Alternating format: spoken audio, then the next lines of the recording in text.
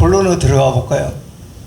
제가 여기 왜 대수의 법칙 규명 이걸 오늘 선정을 했나 그러면요.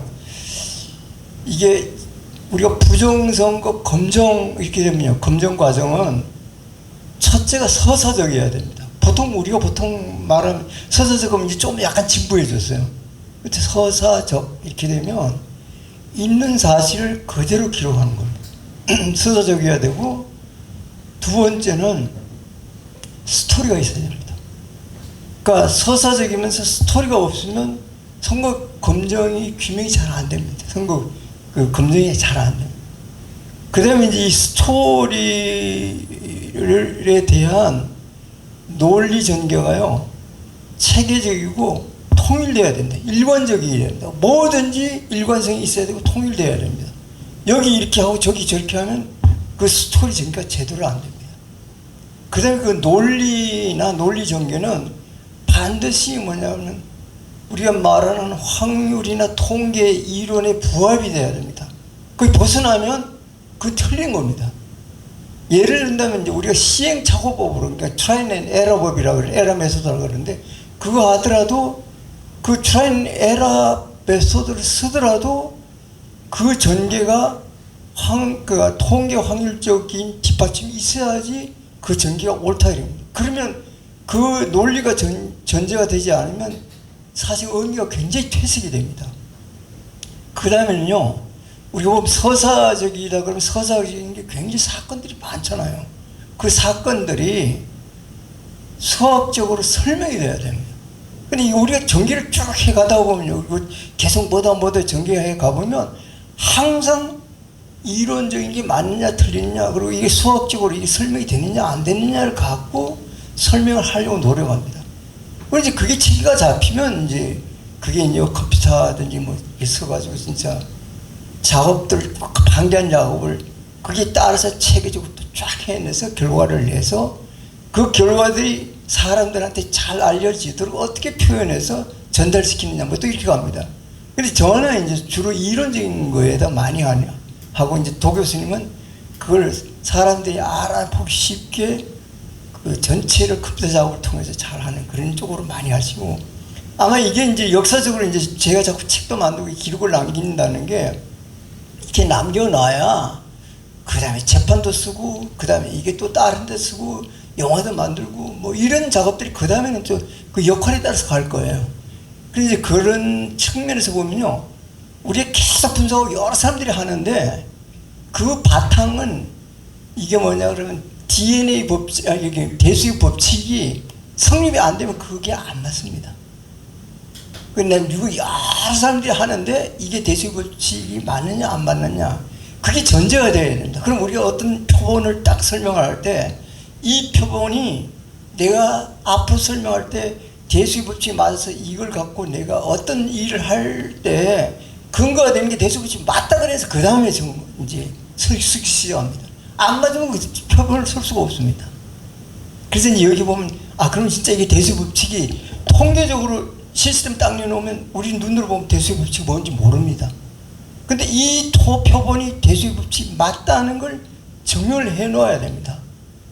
예를 들면 21대 총선이다, 22대 총선이다. 대수의 법칙이 맞기 때문에 제가 책을 2권을 냈습니다. 두 번째 도 교수님이랑 같이 이제 책을 집필을 했는데, 그게 안 맞으면 22대 총선 해석이 안 됩니다. 그래서 제가 이제 이게 대수의 법칙이 맞기 때문에 이 표본을 가지고 여러 수식인 수학적인 게 막 나옵니다. 근데 그 수식을 전개할 때도 보면 항상 보면 대수의 법칙 이론이 바탕으로 깔아서 갑니다. 그 벗어나서 전개하는 게 없습니다. 그래서 이제 그래서 제가 대수의 법칙 이걸 한번 원래는 21대, 22대 두 개를 오늘 프레젠테이션 하려고 그러다 도 교수님 너무 바빠서 22대만 한번 해보겠습니다.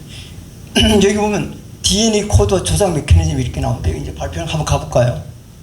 우리가 이제 자꾸 말했잖아요. 보면 선거 DNA 코드에서 플러스 마이너스 플러스 마이너스 제로 플러스 이게 이제 DNA 코드라고 그러지. DNA 코드라고 그랬잖아요. 그러니까 예를 들면 단일 득표율에서 사전 득표율에서 단일 득표를 뺐을 때 여기가 민주당, 미통당, 아니면 국힘당 기타 후보에서 코드가 플러스 마이너스 나오면 요거는 어떻게 되겠냐 그러면 그렇게 나오는 표본의 데이터들은 표 더하기든지 표 더하기 또 플러스 표 바꾸기든지 조작 메커니즘으로 된 겁니다. 그래서 코드는 이렇게 나오고 조작은 이건 표를 바깥에서 집어넣은 거고, 그다음에 저렇게 된 건 집어넣은 거 아니면 표 더하기 하고 플러스 표 바꾸기다 이렇게 나옵니다. 나머지도 그렇게 나옵니다. 그래서 뭐 여기는 그렇게만 이해를 하면 됩니다. 이 딱 판단할 때 보면 사전 득표율 빼기 당일 득표율 민주당 플러스 국힘당 마이너스 기타 마이너스다. 그럼 요 코드가 딱 나오면 여기는 유령표가 들어갔구나. 유령표 무조건 들어가야 됩니다. 그리고 들어간 걸 전제로 유령표만 들어가는 게 있을 수 있고요. 유령표 들어간 거에다가 바꿔치기 한 게 또 두 가지가 들어요. 그럼 오늘은 그 두 가지만 한번 해볼게요. 뭐 여기 여러 가지 있는데 넘어가 봐요. 뭐 여기는 이제 설명 많이 했으니까 그냥 지나가겠습니다. 그거 이제 코드가 플러스 마이너스 나오면 표 더하기가 기본이다. 그걸 가지고 다음으로 넘어갈게요. 자, 여기 가보면 표 더하기 조작은 어떻게 되어 있냐 그러면요. 이거 당일 득표수는 보통 조작이 잘 안 일어납니다. 들어가 보면요. 더불어민주당 조작 없습니다. 국힘당 조작 없어요. 기타 후보도 조작 없어요. 총 득표수 조작이 없습니다. 당일은. 근데 조작이 있더라도 그건 너무 염려할 필요 없습니다. 조작이 있더라도 작게 일어났으니까 그걸 기준으로 관례가 어떻게 일어나는가 이렇게 해석해 가면 됩니다. 그래서 그러면 사전 득표수는 어떻게 되느냐 그러면요. 이 표 더하기는 민주당 더불어민주당은 조작이 있습니다. 국힘당하고 기타는 조작이 없습니다. 그럼 총 득표수는 어떻게 되느냐. 여기가 플러스로 조작이 되니까 총 득표수도 조작이 있습니다. 그럼 요게 뭐냐면 표 더하기 조작에 대한 기본 표본입니다. 표죠. 안에 들어가 봐요. 당일 득표수에서는 여기 더불어민주당 정감이 없습니다. 정감도 없고 총 득표수도 정감이 없습니다. 사전 득표수는 더불어민주당이 증가했죠. 국힘당하고 기타는 정감이 없습니다. 총 득표수도 정감이 있습니다. 그럼 사전 득표율은 이렇게 딱 되면 사전 득표율은 민주당은 올라갑니다. 왜 우리가 보면 21대 총선 가보면 민주당은 사전 득표율이 왜 당일 득표율보다 다 10%, 15% 다 높으냐? 표 더하기 하게 됩니다. 근데 국힘당은 어떻게 하느냐면 표 더하기 하게 되면 사전 득표율은 당일 득표율보다 떨어집니다. 당일에서 국힘당이 55%도 얻다가 사전으로 가면 45%나 40% 떨어져요. 기타도 떨어집니다. 하다못해 있잖아요. 21대 총선에서 종로구가 17개 동으로 있어요. 기타 후보는 당일에서 얻은 득표율이 1.1% 내지 2% 아주 작게 얻습니다. 근데 사전으로 가면요. 관내 사전으로 가면 17동에서 작은 득표율을 얻으면 다 떨어집니다. 예를 들면 청문 효자동이다. 그러면 당일에서 기타 후보가 1.2%를 얻었다고 그래요. 관내로 가면요. 1.2%보다 작은 0.9%라든지 1%지. 다 17개 동 다 떨어져요. 그래서 여기 가게 되면 국힘당 떨어지고요. 기타 후보 떨어집니다. 요게 뭐냐면 표 더하기 조작입니다. 근데 이게 이렇게 떨어지는데 이걸 그림으로 딱 함수관계를 딱 그리면요. 이걸 당일 득표율 넣고 사전 득표율 이렇게 딱 놓으면 이게 대각선이다 그러면 당일 득표율 얼마에다가 쭉 가서 여기 대각선 위에 사전 득표율이 나오면 여기 또 올라가면 이건 조작이 없는 겁니다. 근데 이걸 더불어민주당의 경우에 당일 득표율 얼마에서 찍으면 여기 나오는 게 아니라 이거보다 올라갑니다. 다 올라가요. 그래서 직선으로 1, 2를 지나가면서 이렇게 직선으로 그려집니다. 이거는 이거 굉장히 많이 표현을 해서 발표를 했기 때문에. 그럼 국힘당하고 기타는 어떻게 됐냐? 동일 직선인데요. 이 대각선보다 다 떨어집니다. 그러니까 당일 득표율, 내가 이제 당일 득표율이 원래 요 똑같으면 조작이 없는 건데 다 떨어져요. 아래로 다 내려갑니다. 이 표하고 이거하고 일치가 됩니다. 그래서 이걸 다시 해보면 사전 득표율, 당일 득표율은 사전 득표율 빼기 당일 득표율 하면 더불어민주당은 다 플러스가 되고요. 국힘당 마이너스, 기타 후보는 마이너스가 됩니다. 요 표가 이건 표 더하기 조작이 있는 경우에 이렇게 결과가 나타납니다.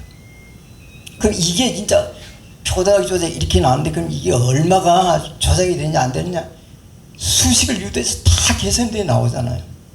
그럼 이게 이렇게 되는 게 그럼 사실 이렇게 되는 표를 가지고 대수의 법칙이 진짜 성립되느냐 안 되느냐를 찾아내야 됩니다. 찾아낼 때는 어떻게 찾아내느냐 그러면요. 조작이 있는 후보가 들어가면 안 됩니다. 대수의 법칙이 성립된다는 것은 조작이 없다는 건 전제입니다.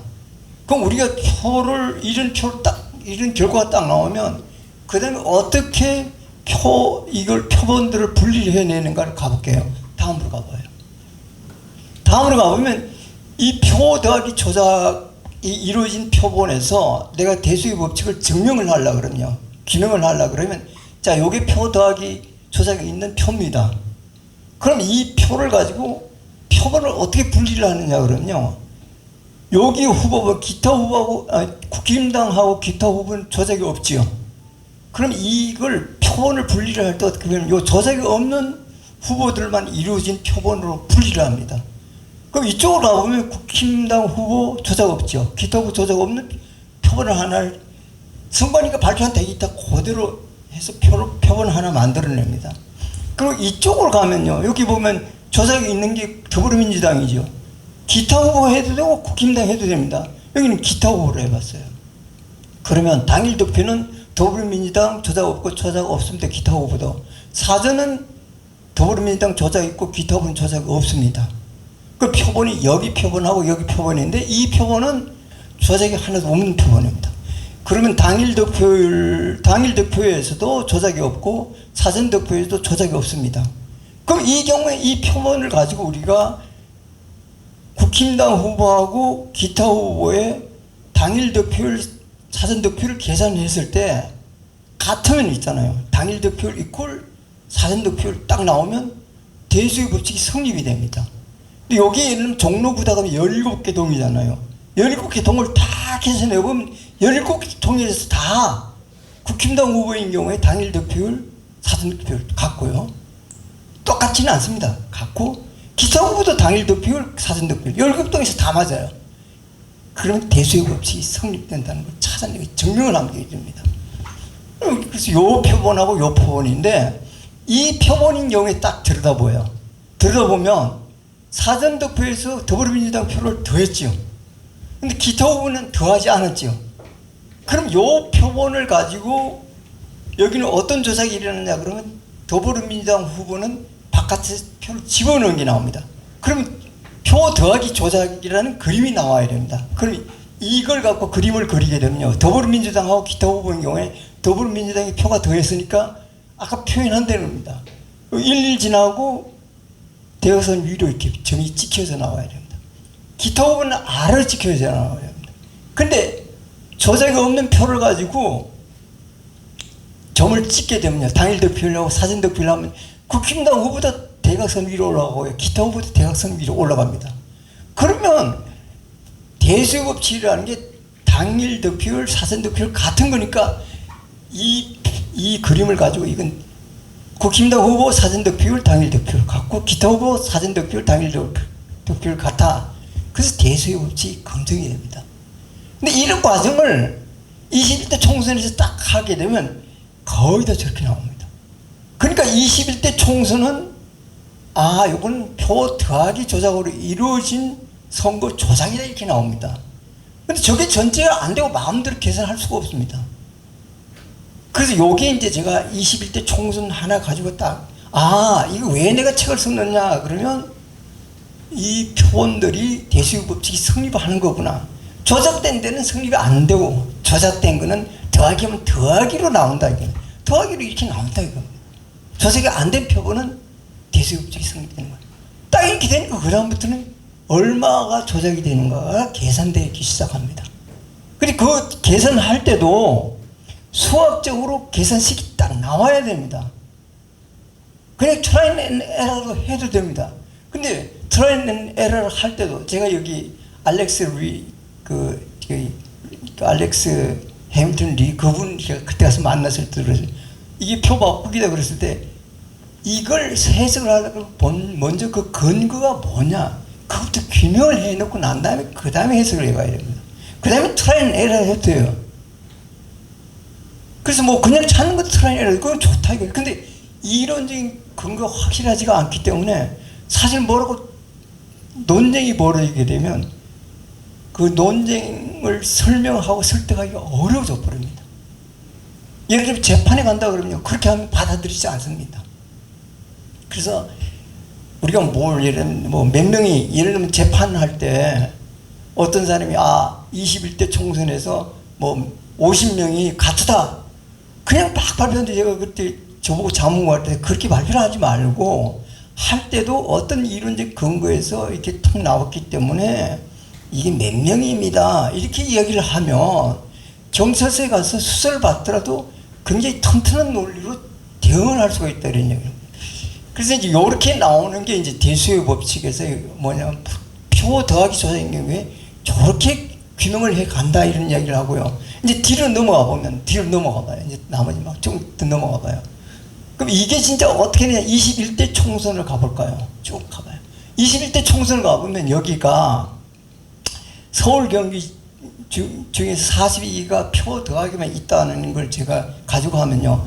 위에 보면 더불어민주당입니다. 밑에는 기타입니다. 국힘당 빼고 하게 되면 점을 찍게 되면 더불어민주당 경우에 아까 같이 그림 그대로 나오죠. 대각선 위로 쭉 있고 위쪽으로 점이 다 찍어가지고 위로 이렇게 일직선으로 나옵니다. 이거 그냥 점 찍어 놓은 겁니다. 점 찍어 놓은 걸 그냥 그림으로 그려놓은 게 직선식으로 딱 위로 나옵니다. 그 다음에 기타 후보를 가보면 아래 점으로 딱 찍혀 나옵니다. 근데 이걸 당일 득표율 빼기, 그러니까 관내 사전 득표율 빼기 당일 득표율을 하면요. 더불어민주당은 서울 지역 다 플러스 나옵니다. 경기 지역도 다 플러스 나옵니다. 그런데 기타 정당인 경우에 국힘당 제외하고는 다 마이너스가 나와요. 여기 보면 기타 정당이 하나, 둘, 셋, 네 개인데 다 마이너스가 나와요. 이건 표 더하기 조작인 게 나옵니다. 그럼 여기서 진짜 대수법칙이 성립되는 거를 한번 보아봐요. 요 성립되는 거 할 때 민주당 때 빼버리면 되죠.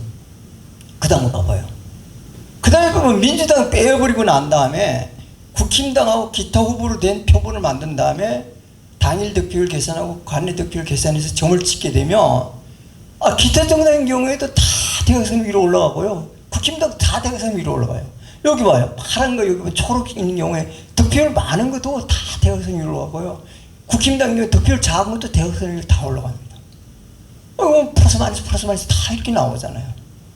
그래서 사실 이것도 저렇게 되는 것도 사실은 시간이 더 나면 저게 같은데 어떤 범위 안에 내에서 그러니까 통계적으로 허용되는 범위 안에 들어가느냐 안 들어가느냐 Z밸류를 갖고 평가를 합니다. 그럼 Z밸류를 가지고 계산하게 되면 3.4 정도 되면 100%입니다.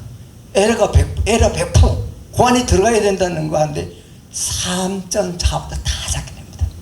그러니까 우리가 말하는 보통 여론조사할 때 95% 신뢰 구간, 99% 신뢰 구간 안에 다 들어갑니다. 그 차이가 없다는 걸로 저게 다 계산되어 나옵니다. 그러니까 제가 아까 얘기 드렸듯이 뭐든지 이론적인 거나 통계적인 거나 이런 게 다 맞고 설명이 되어야 됩니다. 그 여기 있는 걸 갖고 계산하면 그게 다 들어갑니다. 조금 벗어나는 게 있지만 벗어나는 거는 사실 선거기 때문에 약간 편차가 있는데 그게 다 합리적으로 설명이 됩니다. 만약 그 앞쪽 페이지를 가볼까요? 여기를 가보면 Z밸류를 계산하게 되면요. Z밸류가 3.4보다 작은 게 아니라 7, 8, 9, 10, 15, 20 이게 다 나타납니다. 이거는 뭐냐 그러면 에러 범위를 4배, 3배, 5배 벗어났다 이렇게 나옵니다. 그럼 이건 조작이 없으면 그렇게 에러 범위를 벗어날 수가 없습니다. 그래서 이제 이렇게 증명이 다음 장으로 가요. 그리고 이건 이제 아까 설명들을 그 다음에 이제 여기는 뭐냐면 이제 아까 설명드렸고 요거는 전국입니다. 22대 총선에서 전국으로 따지면 미통당을 제외한 거 보면 다 위로 나옵니다. 직선 위로 똑같죠. 밑에도 봐요. 다 직선 위로 가죠. 여기 빼보게 되면 관내 사전 득표율 빼기 당일 득표율 하면 서울 지역, 경기 지역, 인천광은 다 플러스 나옵니다. 민주당은. 기타 정당은 다 마이너스 나오죠. 그 다음 페이지로 가볼까요? 가봐요. 여기는 민주당 제외. 조작이 있는 민주당 제외하게 되면 다 대화순위로 다 올라가잖아요. 그래서 제가 아까 말씀드렸듯이 21대 총선 왜 표더기 조작이 주된 조작으로 이루어지고 그 조작을 이루어졌다는 걸 가지고 수식으로 그러니까 과학적으로 그러니까 밸런스 이퀘이션을 세우고 수식을 유도한다면 그 수식을 가지고 표가 몇 표가 이동했는가를 계산해내는 근거가 바로 이겁니다. 그래서 그다음부터 계산해서 아 이건 이 범위 내에 표들이 지금 바깥에서 민주당한테 들어갔구나 이렇게 해서 그래서 그걸 발표를 하고 책을 써내는 겁니다. 근데 그 작업들이 이제 일어나면서 논리적으로 전체 다 일관성이 있고 체계적으로 쫙 설명이 되어 가야 됩니다. 그래서 책자가 보면 책이 보면 목차가 쫙 이렇게 나와 있는 게요. 처음에 전개해 갈 때 보면 그런 논리 이게 체계적으로 쭉 있고 전체 통일적입니다. 거기서 내 마음대로 하는 게 없다는 겁니다. 어떻게 벗어난다 그러면 벗어나는 건 설명이 또 아 이게 왜 벗어났는가 이렇게 설명이 되고 그렇게 해서 그게 책이 전체가 다 통일적으로 체계적으로 쫙 하고요. 그 논리 전개는 전부 다 통계적인 거나 확률적인 바탕에서 일어납니다. 그리고 어떤 사건이 딱 일어났다 그러면 그 사건, 그 서사가 수학적으로 다 설명이 되어야 됩니다. 그 내가 아까 이야기했듯이 그 표 계산하는 것도 수식으로 수학적 수식으로 딱 유도가 되고 난 다음에 그 수식을 가지고 계산해 갑니다. 그래서 이제 이게 전체가 이제 끝일 것 같은데요. 가볼까요? 제가 이제 오늘 이렇게 간단하게 설명드리는 거는 이렇게 전개를 해줘야 이게 학술적인 가치가 있다 이런 얘기입니다. 그리고 이제 이게 통일적인 거기 때문에 가다가 이제 어떤 사람이 또 다른 이야기를 다른 스토리를 만들어낼 때도 그 사람들이 스토리가 그냥 랜덤 한다든지 안 그러면 아까 말했지 트라이 앤 에러로 막 하고 이게 단편적으로 가게 되면 이게 도대체 무슨 얘기를 하는지 잘 모릅니다. 근데 이런 이야기를 아 이게 우리가 전개해 갈 때 이제 왜 고민을 이렇게 해서 이렇게 가느냐 그러면 그 논리 전개가 바로 그 이론적인 바탕에서 이렇게 체계를 잡아서 어떤 거든지 그러니까 통계적인 이론에 맞고 거기에 기반을 두고 그 다음에 사건이 일어난다 그러면 모든 서사들이 수학적으로 설명이 되고 이렇게 가서 어떤 작품이 만들어진다는 걸 설명을 드리기 위해서 와서 이렇게 설명을 드리는 건데 조금만 아마 이렇게 하면 아 이게 이렇게 책자가 만들어지는 거구나 아마 그런 게 이해가 될 거예요.